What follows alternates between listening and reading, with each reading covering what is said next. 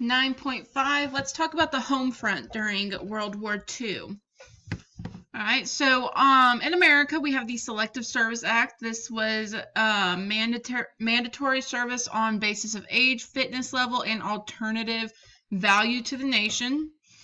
There was also rationing in place that managed the country's supply and demand, made sure that adequate supplies were being sent to support the war effort, and the government actually issued ration cards during this time as well in order to make sure that we were able to fully supply those who were still at home and those who were fighting in the Pacific and European theaters. This is also the time period where we get Japanese internment camps. This was Executive Order 9066. President Roosevelt ordered that all Japanese Americans be moved away from military facilities. There was a fear of spying going on, especially when you think about the location of the Manhattan Project research, which was Los Alamos. There was about 110,000 Japanese Americans, and they were primarily on the West Coast in the western region of the United States. It just made sense geographically because they were coming from the Pacific Ocean.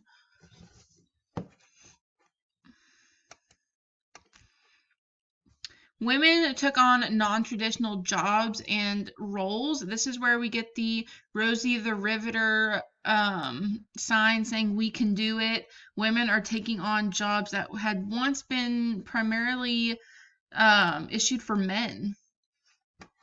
This is where we also get daycare centers. Now there are places that can watch your children for you while you go to work. 400,000 women served in special units of the Army, Navy, Marine, and Coast Guard.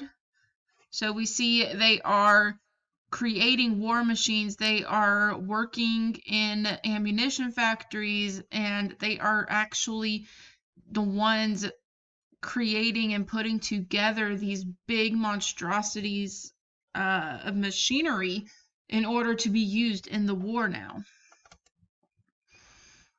African Americans, 1 million African Americans served in World War II, although they were restricted to lower ranks.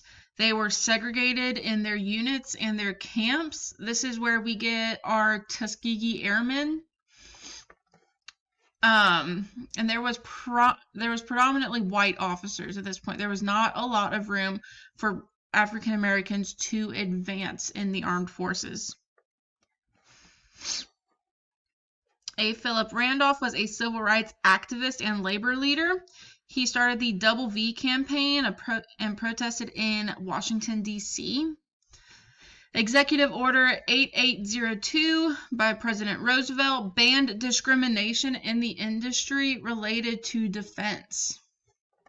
So this is where we start getting a lot more involvement of African Americans in American history. This is going to get us going into the civil rights movement that we see in the 70s.